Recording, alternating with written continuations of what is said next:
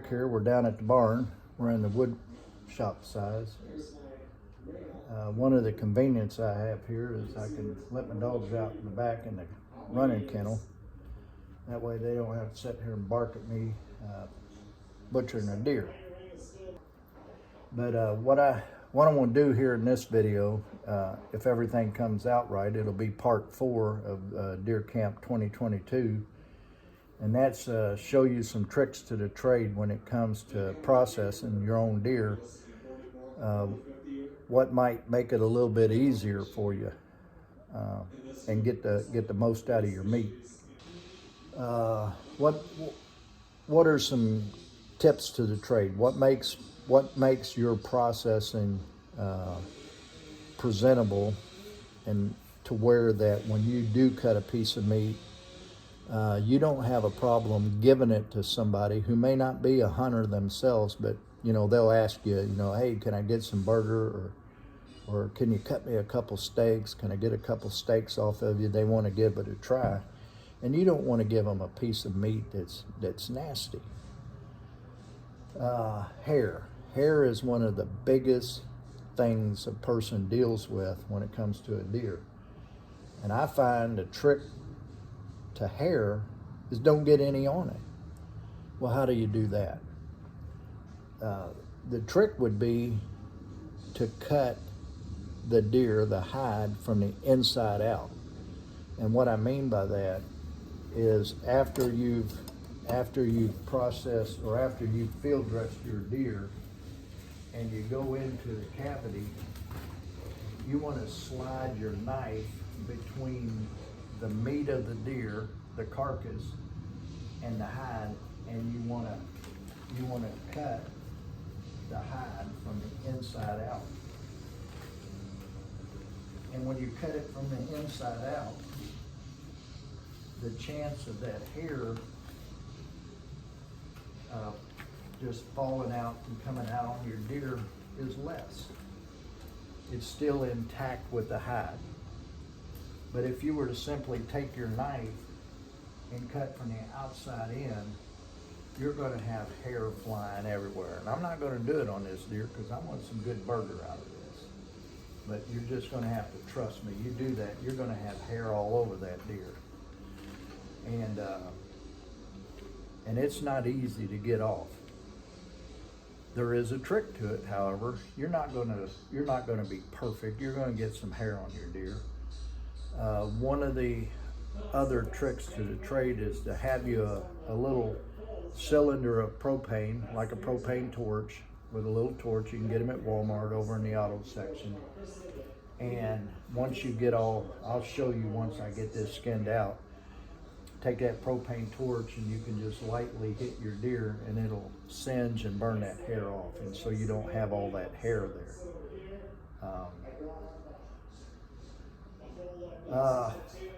Look at this thing. It's I'm going to be cutting on this thing, and I got these front hooves just poking at me already. They're already in my way. So I want to go, the first thing I do is I get rid of the obstacle. I get rid of these hooves. And you have a meat saw that's got a blade that's designed for cutting bone, and it'll cut it easy. I told you I processed deer at one time, so I'm cutting 10 to 15, 20, as many, 30 deer a day. And using a bone saw, it's going to wear me out after a bit of time. So what I use is a sawzall.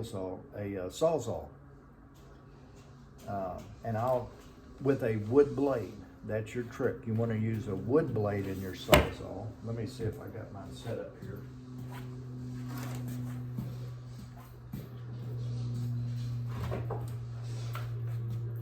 You want to use a wood blade to cut your bone with. You would think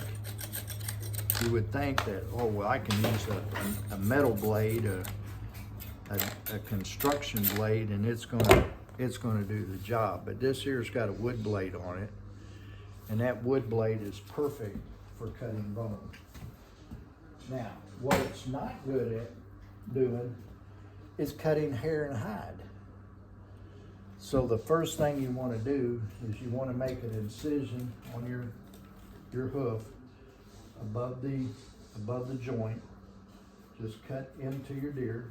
And yes, I'm cutting from the outside in.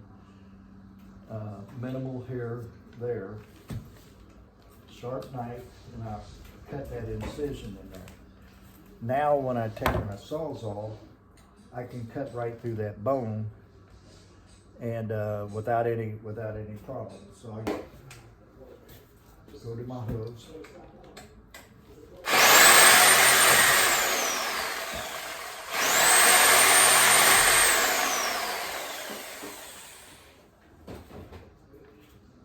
I'm not cutting through hair. And now I can. Now look, now I'm closer to my carcass here, and I'm not on, I'm not back here with my legs poking at me and getting in my way. Now I got the hide cut all around that hock below the joint.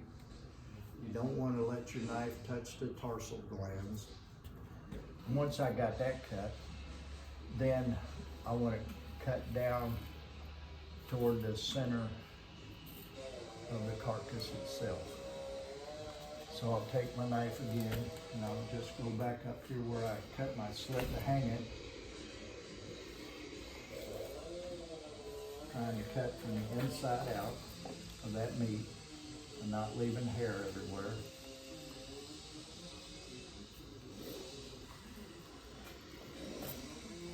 And I do the same thing. Cut up the middle toward the anal gland.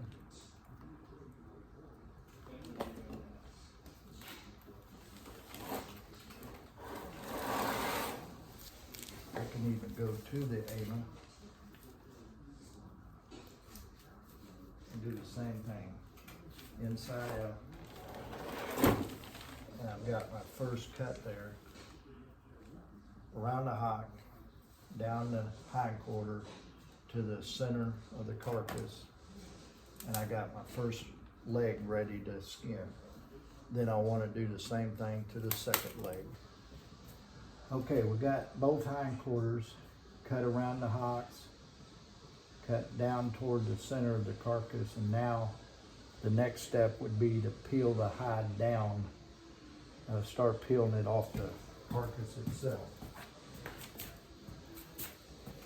Same thing, you want to start peeling from the inside. Use the tip of your blade and start peeling from the inside.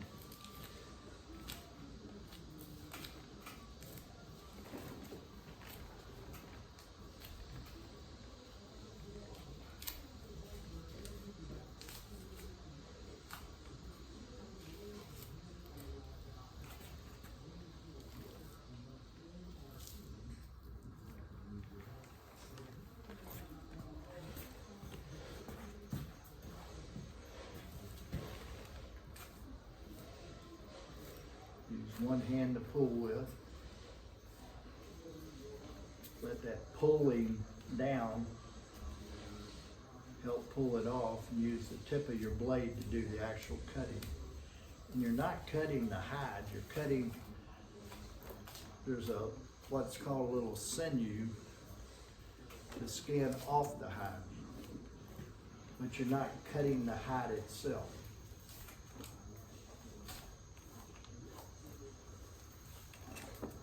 In fact, I usually do a lot more pulling than I do actually cutting, but I use the tip of that blade. Now, I will tell you another trick to the trade. You don't need a super sharp razor blade. They got these changeable razor blade knives and all that. You don't need that to skin your deer. In fact, if you're going to keep this hide, let's say this is your son or daughter's or your wife's or your first deer, and you want to save that hide and take it to a taxidermist so that they can tan it for you, you don't want to be cutting a bunch of holes in it. And if you use a very sharp knife, where you just barely touch that hide, it's going to cut through it. The more little holes you cut in it, the less presentable it's going to be, because once it's canned and processed and dried out, those holes are going to be more predominant. If you're going to have the shoulder mount done on a deer, this is the other thing I'll see a lot of guys do. They'll come in and they'll say they want a shoulder mount. But what they've done is when they field dress,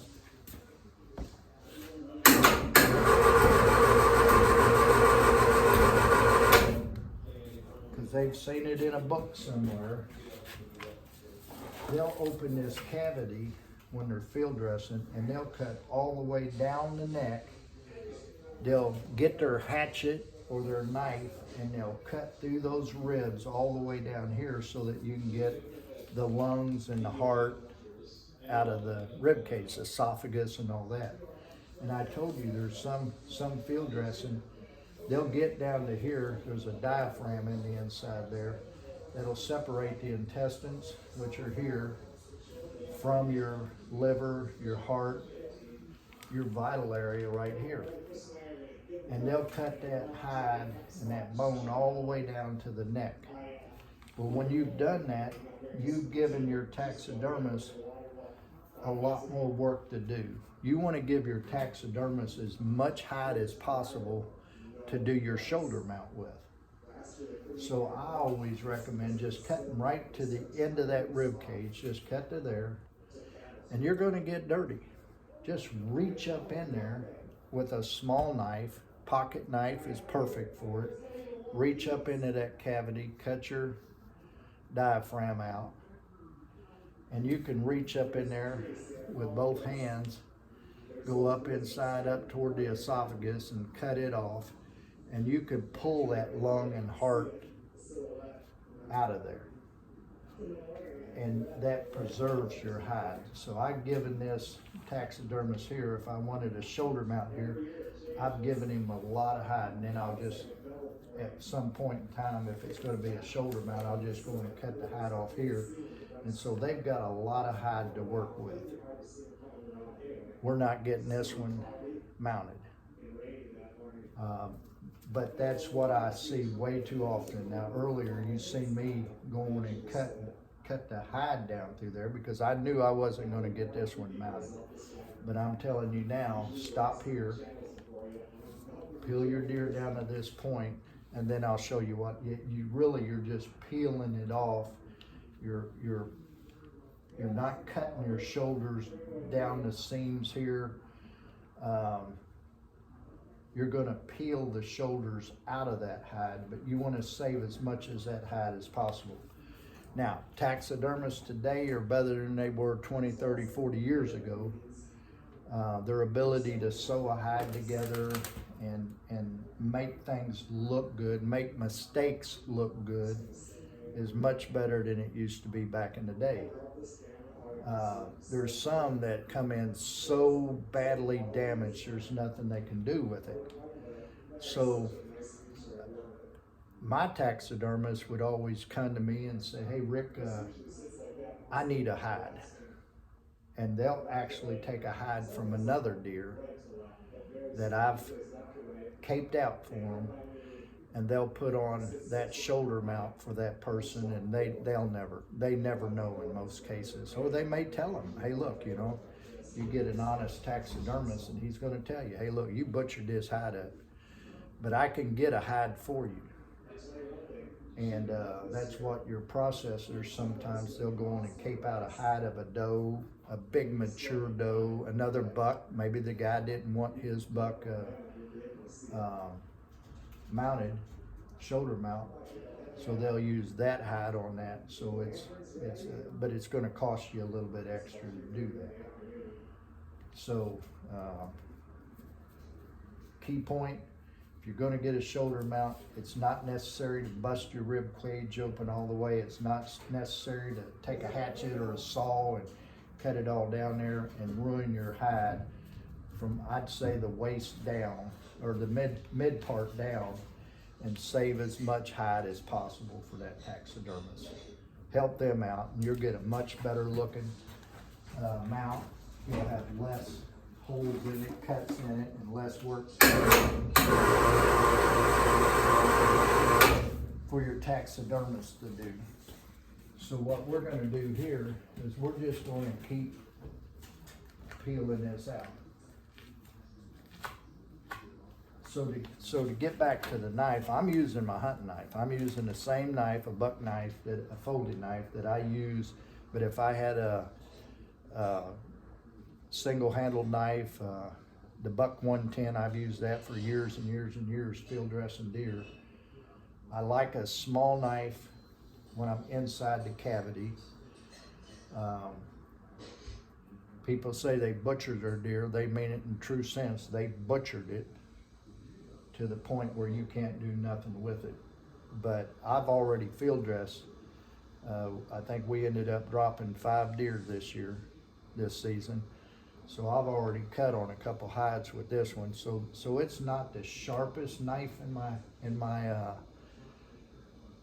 kit, but I'm less apt to A, cut into my meat, and B, cut my hide. But you don't need a super fine, sharp knife. All you need is that tip. And you pull, and you'll see what I mean. You pull and you'll see that sinew, that layer of between the hide and the deer itself. And you just keep pulling it down and cutting that.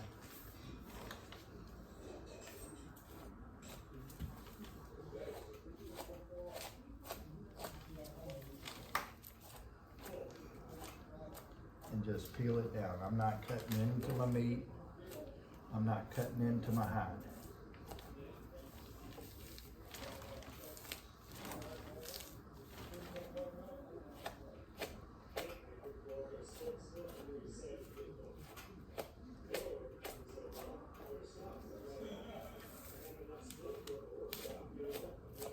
As most of you know, I'm an old man, and this is one of the reasons why I stopped processing. Is just pulling hides, and my hands aren't what they used to be, and I've got a little bit of arthritis in my shoulder, so when you're doing 10, 15, 20 deer a day, it wears you out pretty good. So there comes a point in time when a man's just got to say, yeah, I'm done. So right now I do mine. I do my son's deer, I do my daughter's deer, and that's it. I don't even cut skin out deer for my hunting partner, Will. In fact, he doesn't either. He has his daughter who used to work with me when she was a young girl, and she was one of my skinners, one of my best skinners.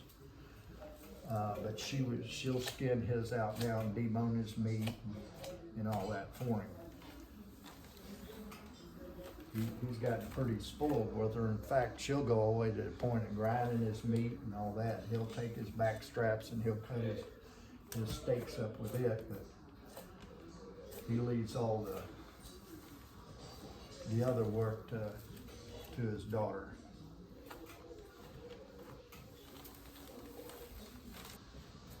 Okay, we got both hindquarters cut around the hocks, cut down toward the center of the carcass, and now the next step would be to peel the hide down, start peeling it off the carcass itself.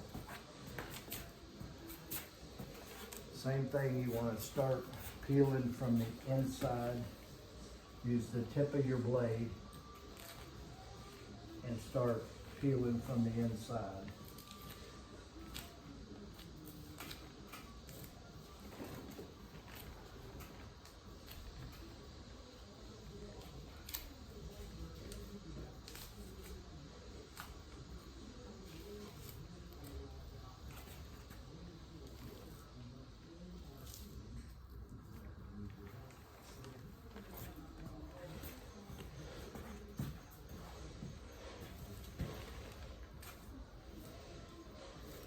Use one hand to pull with.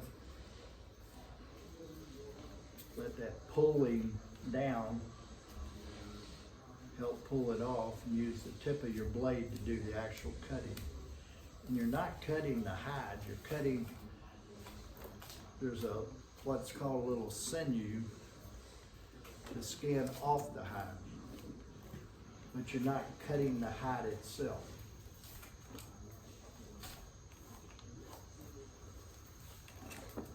In fact, I usually do a lot more pulling than I do actually cutting, but I use the tip of that blade.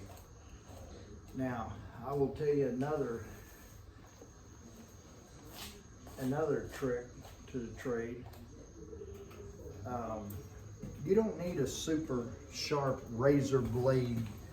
They got these changeable razor blade knives and all that. You don't need that to skin your deer. In fact, if you're going to keep this hide, let's say this is your son or daughter's or your wife's or your first deer, and you want to save that hide and take it to a taxidermist so that they can tan it for you, you don't want to be cutting a bunch of holes in it. And if you use a very sharp knife, where you just barely touch that hide, it's going to cut through it. The more little holes you cut in it, the less presentable it's going to be, because once it's tanned and processed and dried out, those holes are going to be more predominant. If you're going to have the shoulder mount done on a deer, this is the other thing I'll see a lot of guys do. They'll come in and they'll say they want a shoulder mount. But what they've done is when they field dress,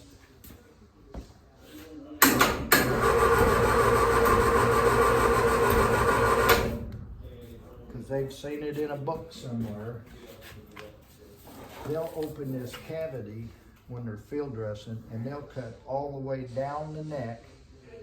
They'll get their hatchet or their knife and they'll cut through those ribs all the way down here so that you can get the lungs and the heart out of the rib cage, esophagus and all that.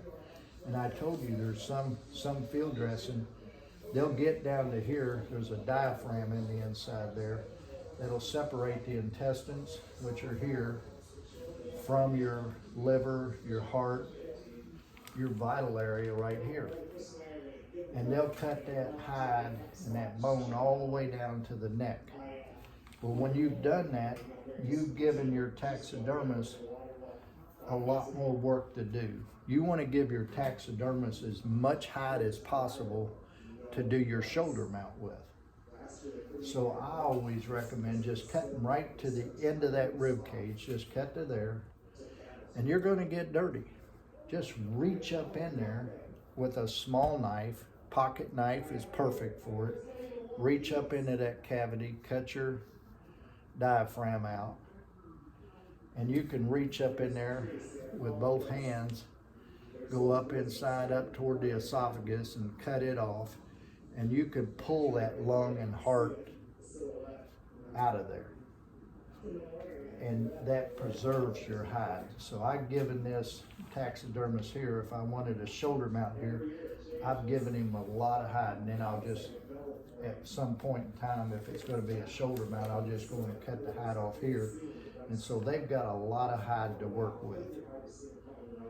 We're not getting this one mounted.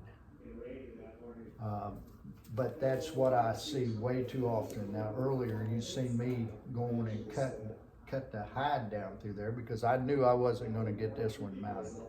But I'm telling you now, stop here, peel your deer down to this point, and then I'll show you what you're just peeling it off.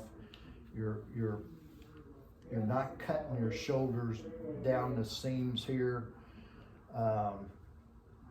You're going to peel the shoulders out of that hide, but you want to save as much as that hide as possible. And I just go up here on the top part.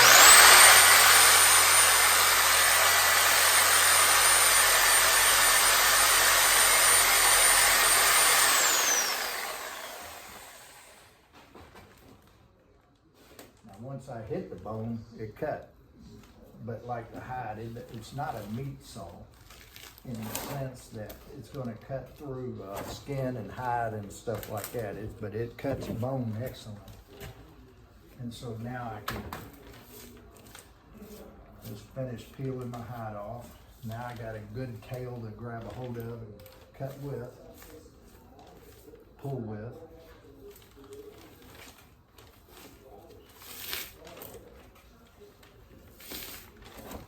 See how that holds up there? Since we've kind of gone into gamey taste, I haven't touched the urine sac yet. We haven't gone inside. We did talk about field dressing, and one thing that you don't want to do is take your knife and stab your deer and gut it down. You're gonna bust that gut open and stuff, and as soon as that gut's busted and those intestines touch this meat, those intestines are designed to break down the corn, the grain, the acorns that they've ate, and it's going to do the same thing to this meat. It's that acidity or whatever they call it. You can see It's going to start eating at this meat, and it's going to start.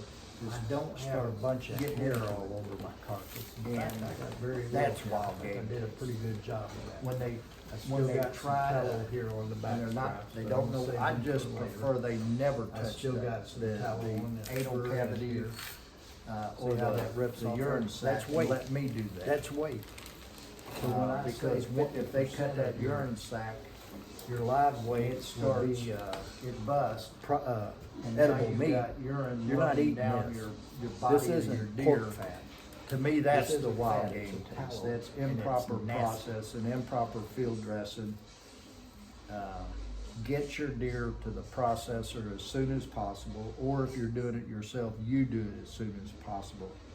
Now, I will tell you an advantage of cutting a cold deer over a warm deer, because like I said, I just soon cut them warm, and if it's warm, that hide peels off real easy. I'm tugging on this one. I'm tugging on this one to get it down, but if you got a warm deer, you can pull that hide off real easy. But when it comes to dealing with the anal cavity, the colder the better. Because then, and I'll show you here later on in the steps when I get to it, I could take a fillet knife, and I got my Rapala fishing fillet knife, and you can go into that cavity and you can just cut all around it. From the inside, reach up in there, cut all around that anal cavity, just follow your bone around. Take your hand up in there, grab it up as far as you can, go to the other side, being careful, and you can go around that anal cavity from the outside, and that urine sac and all will just come out with a gentle tug, go straight in your trash can. You haven't got any urine on any of your meat, thus no wild game taste. So, yeah, that's another trick to the trade, because you're going to need another knife.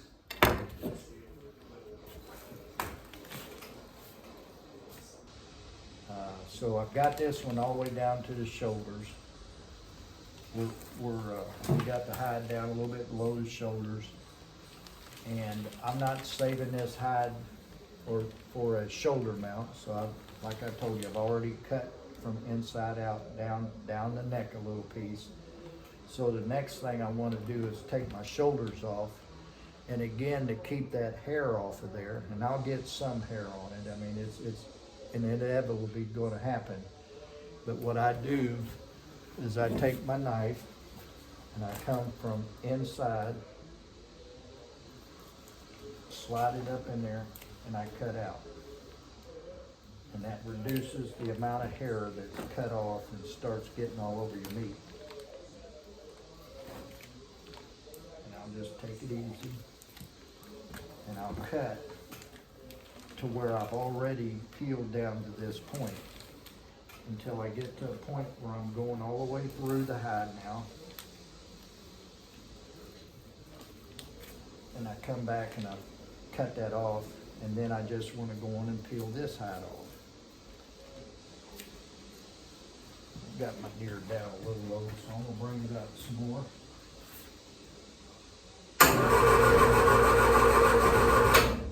Find myself cutting down on it.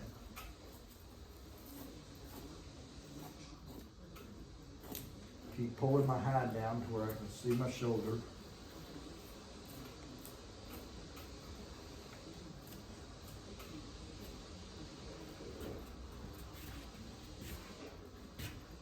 My knife between the meat and the hide and cut out.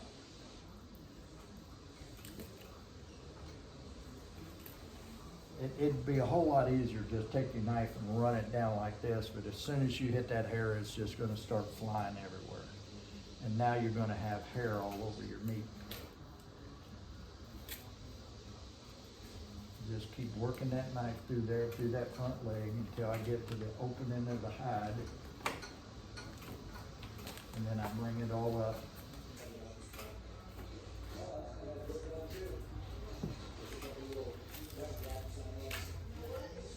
I don't know if you noticed or not there, but I was telling you about the weight of the head and the hide and all that. Now the head's still connected to the deer, so it's not adding any additional weight, but that hide, when I got to a certain point there, it was all bunching up on the back of that head on top of its ears. Once I took it, pulled it over its ears and dropped it down into the trash can, that hide itself gave weight to help me finish pulling that down.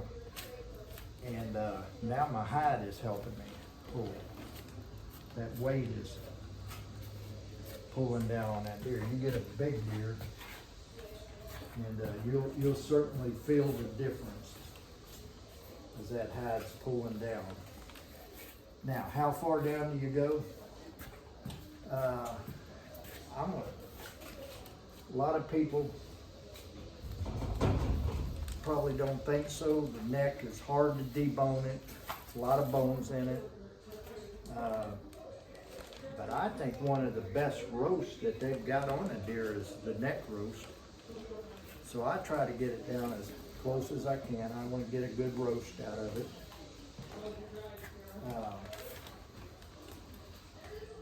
I get down pretty good. I get me a nice roast here.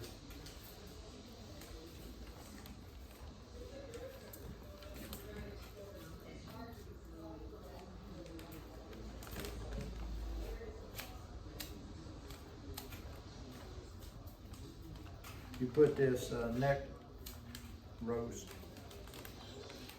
in a crock pot, just as you would any other roast, with your potatoes, your carrots, your celery, onion, salt and pepper. Put it in a crock pot, let it on there at a low for about 8 hours, and that meat is just gonna fall off the bone, and a lot of good eating right here in this neck right here. Okay, just like the front hooves, just like anything else, the Sawzall is great for cutting bone. Your meat saw is great for cutting bone, but it's not any good at all at cutting meat or hide. So I take my knife and I'll just put me a slit on the top of the neck, here on the sides, just cut it around to where when I put that Sawzall in there, all I'm doing is hitting bone at that point.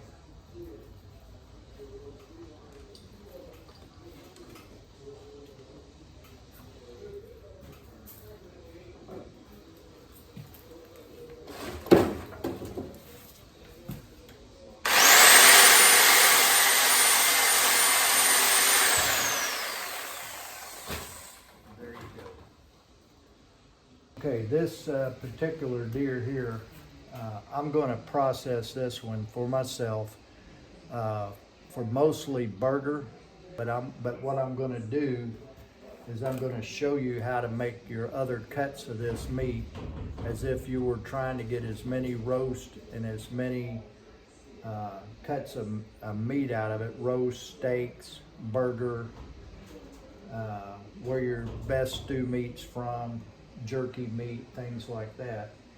The first thing I do is I get rid of the shoulders. The shoulders are the first thing I want to cut out. I just take my fillet knife and I'll spread it away from the chest, and I just see how I slice through that. And I'm pulling it out, and you follow that shoulder blade up that chest.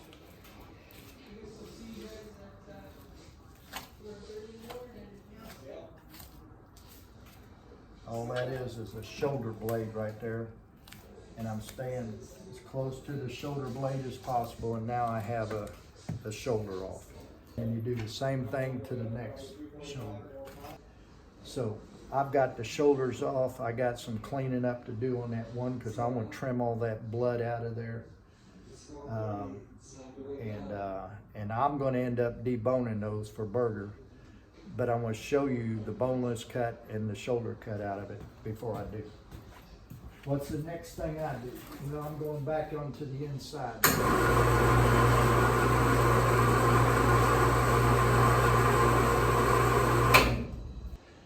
Your tenderloins are 2 strips of meat that are on the inside cavity of your deer that follow your backbone. They're on the back half, the hindquarter end of your backbone, and they're on the inside of the deer. It's some of the finest eating you'll ever have on a deer. So what I want to do is, before I start cutting my back straps out, and a back strap, the proper term for that meat is a loin. It's the loin. On a hog, it's what your pork chops are made out of. You get whole loin out of the commissary or out of the grocery store, the meat market. They'll sell you whole loins that you can cook up. You can do the same with these. You can save it as a whole loin, or you can cut it into individual steaks. I like cutting them into butterfly steaks. I'm going to go in and pull these tenderloins out first before I start cutting any other piece of meat, because I don't want to mess that up. Now you can see those tenderloins a little bit better. You're field dressing, and you cut your stomach, and all that yuck comes out. It's going to get on these tenderloins, and I don't care what you do, they're not going to taste good. But I take that knife, my fillet knife, and I follow down the backbone, and I just make a cut on one side or the other of the backbone, just like I'm doing a crappie, just like I'm doing a bluegill. I'm following that backbone, and then I stick my fingers up underneath there, being careful not to cut myself, and then I fillet that tenderloin off the inside of them ribs and that backbone, and it pulls out easy.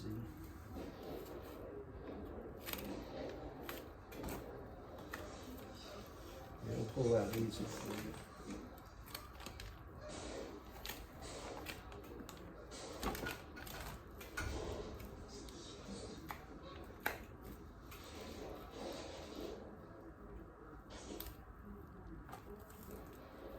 And there's your tenderloin. A little bit of meat, a little bit of tallow there. I got to clean up a little bit.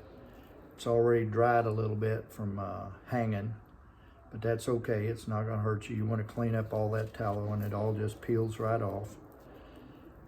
You always want to get as much as that tallow and or AKA wild game taste off there as you can. So there's one tenderloin out. I put it on the other side of my tub so I don't mix it up with my scrap meat. And then I'll go in and get the other one out.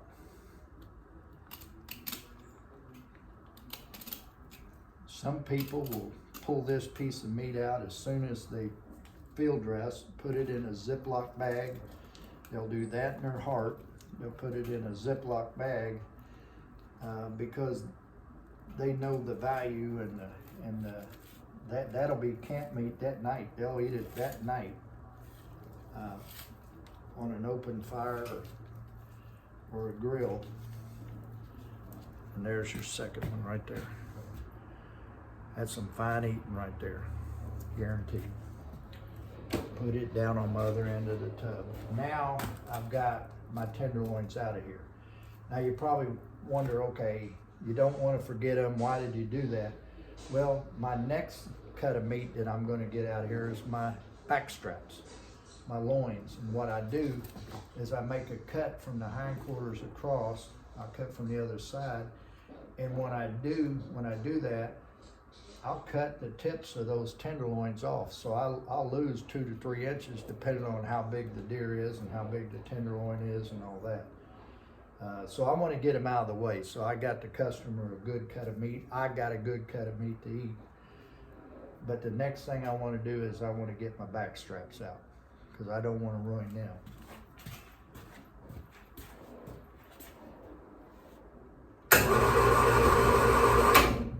I am going to trim up a little bit of this tallow and get it off.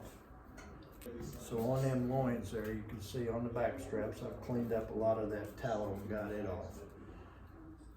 Now, I am going to back up on something here because I told you I was going to show you all the cuts of the meat. And one of those being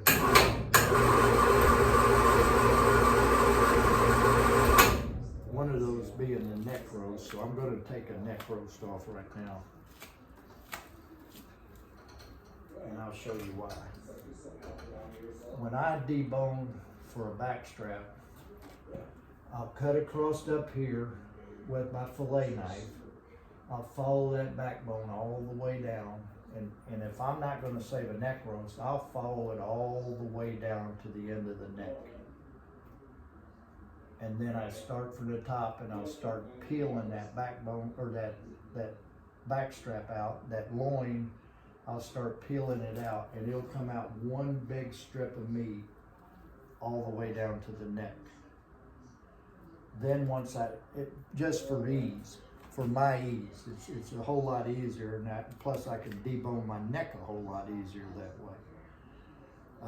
But if I were gonna have a neck roast, then I could see about here, at the end of my chest cavity, over right about in here, I'm gonna make a cut here.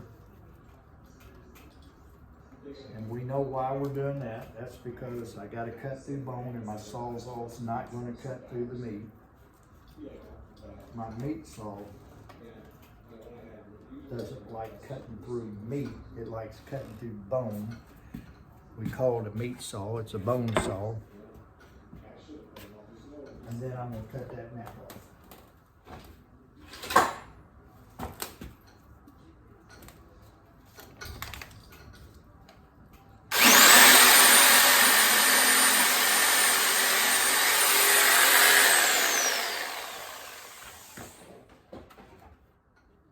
Notice I didn't cut the front part here because I wanted it to hang my neck roast so it wouldn't fall in the trash can. But now I can take my knife, cut through the throat, and there's my neck roast. Nice clean cut neck roast. Now I'm gonna, when I get it on the table, I'll cut that windpipe out of there, get that out of there, and then have me a nice little roast there. I may keep that thing, that's looking pretty good. I'll put that in my meat tub, keeping it away from my scraps. Did I lose anything on my back strap? Did I lose anything from the back strap by doing that neck roast first? No, I did not, because even though I cut it all out at one time, if I weren't keeping the neck, when I cut my back strap up into steaks, I'm not using this part of the neck anyway. It'll be trimmed off and used for burger. So now I'm gonna fillet my back strap out. So cut across the end here. Turn around here to where maybe you can see it. And then I'm gonna take the tip of my fillet knife and I'm just gonna follow down that backbone to the end. You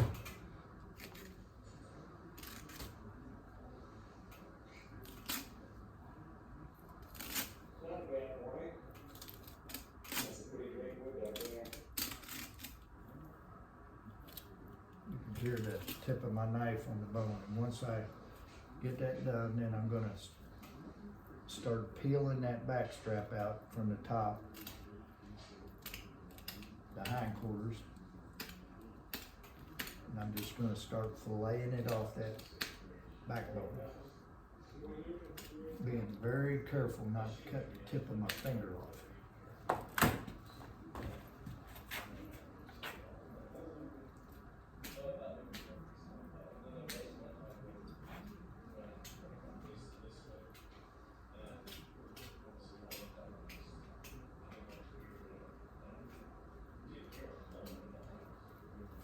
And I don't want to butcher up my back strap. I want a good clean cut of meat off of here.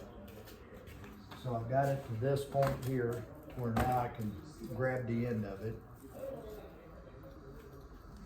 Cut a little bit of this rib cage meat off. Tallow. Now I can grab the end of it, and now it makes it even easier. I've already cut down the backbone, so that's good. Now all I got is, or the ends, the top part of the backbone. Now I just gotta cut it off the backbone itself. So I just pull down with my loin and cut it out. Still cutting some of this tallow out of here.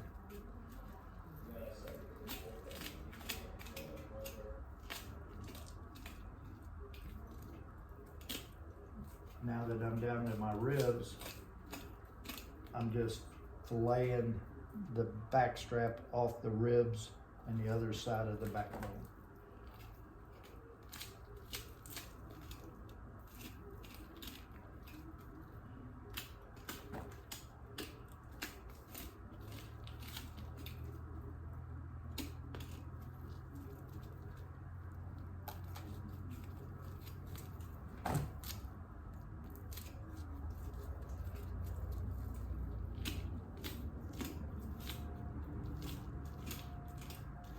Lay it right off them ribs,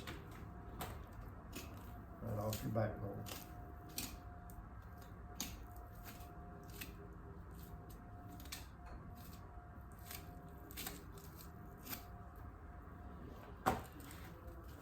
A little bit of trimming to do here because I got some rib meat on it, but that'll go in my scrap for burger.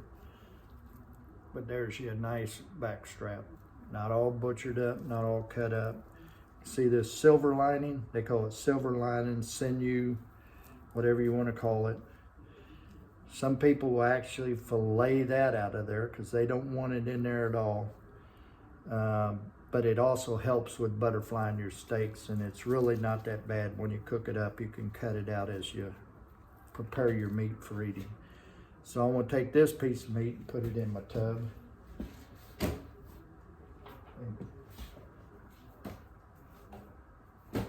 Keep it on the end down there with my tenderloin so I don't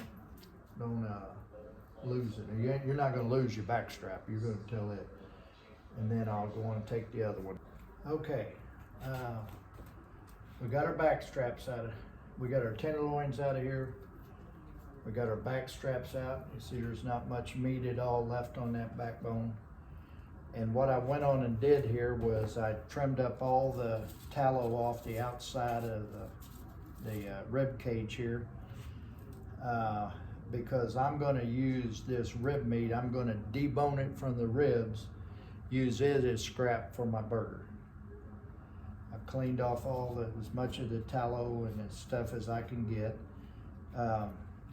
I'll show you what I don't want to do. When I get down to my entrance hole here, there's a broken rib there. I'm not going to use that because I don't want any chance of any broken bone in my burger. So I'll probably stop here. I may be able to get a few ribs deboned here. Down in this part, your brisket, there's still a lot of good meat there I can peel off, but I'm going to fillet this rib out. And I go from the backbone all the way to the tip of the rib and fillet them out. You could go on and cut this down, cut it over, cut it up, and have you a slab of ribs. On a 100-pound deer, you're not going to get a lot of meat off of them. But to me personally, there's enough meat on there. If I throw it in the scrap, it's going to help with my burger. What I'm not going to do is when I get over to this side, I'm not going to mess with anything below here. I'm going to cut above all that blood clot. I'm not going to mess with cleaning it all up, worrying about busted bone. I'm just going to get all my good clean meat out of here, and I'll use it for scrap. So we'll knock that out. Take my fillet knife, feel between my ribs, follow bottom or top, it doesn't matter, go all the way out. Come back in, do the same thing, follow the top. You got your piece of meat here. And you can go all the way back to your backbone.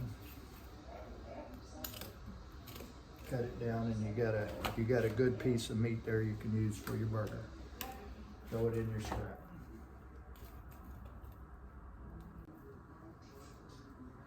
I cut a lot of fat off around the lower part of that chest by the neck, where your brisket would be connected to your neck.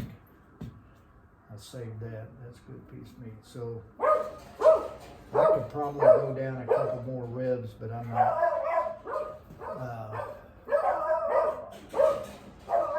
Next step I want to do is cut my backbone off, get it out of the way.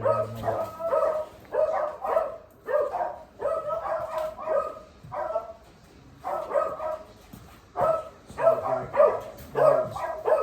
my dog's see a neighbor walking down the street.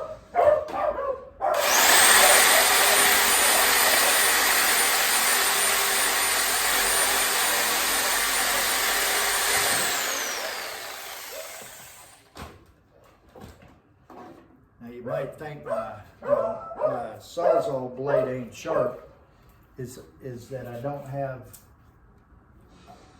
anybody pushing on the other, holding the deer, and it's moving as I'm cutting.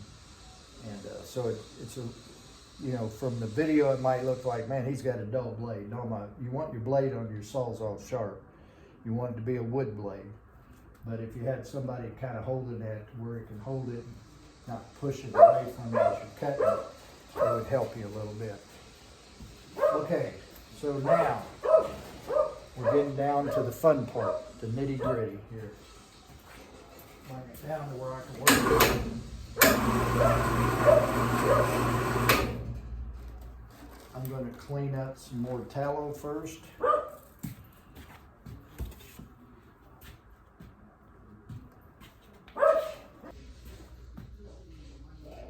Okay, I cleaned a lot of tallow off the hindquarters here, off the hams.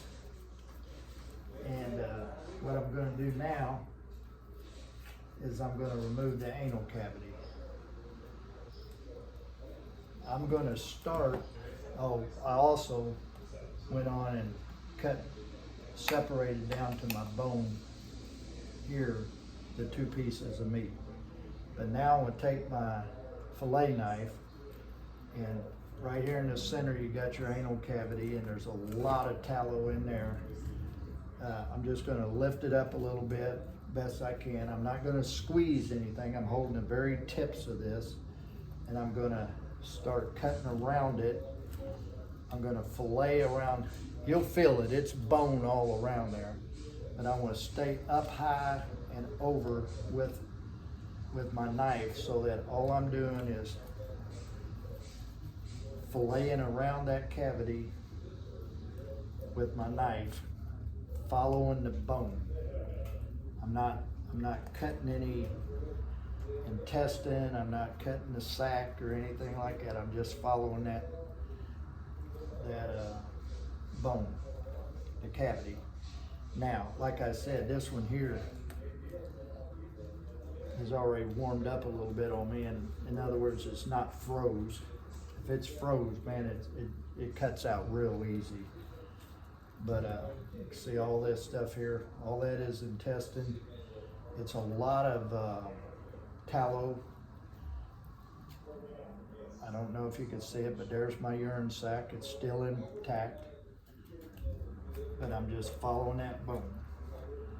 And then I get to the point where I get over to the other side, and it's all wrapped around tallow and tissue, and I just want to fillet around the anal cavity, the exit, separate it from the deer, from the meat. Reach back in, like I said, with the other side. I can go in there now. Just follow my cavity. Make that last cuts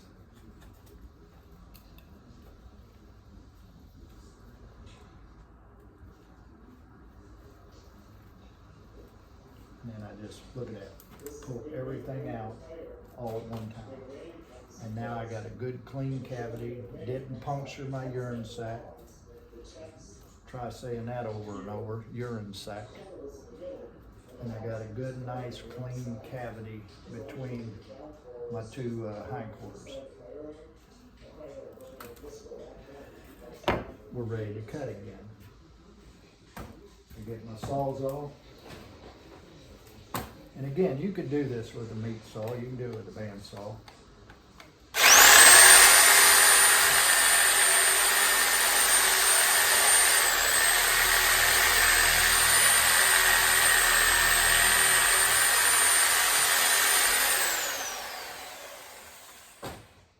Now, I will tell you another secret.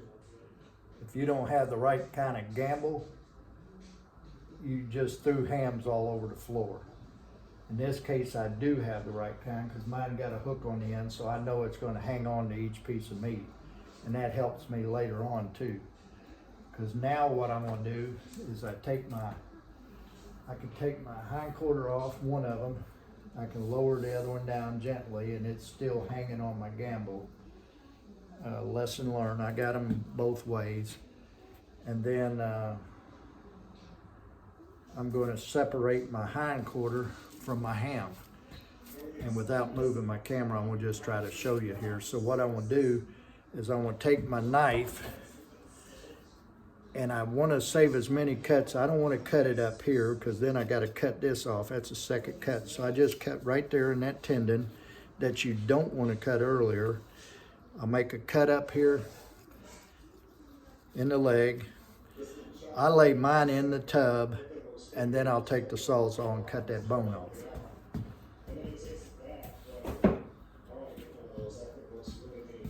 And do the same thing with this one. Cut the tendon off down by the meat. Make me a cut up here in the meat so I can cut the hindquarter off. Lay it up here in my tub and then I just get the sawzall and cut them hindquarters off.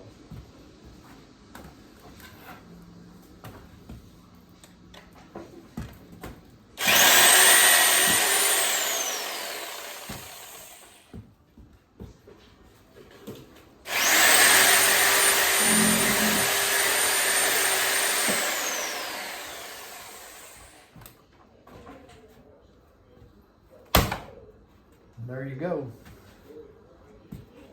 So now we've got our meat cut up into a tub, ready to take to our table.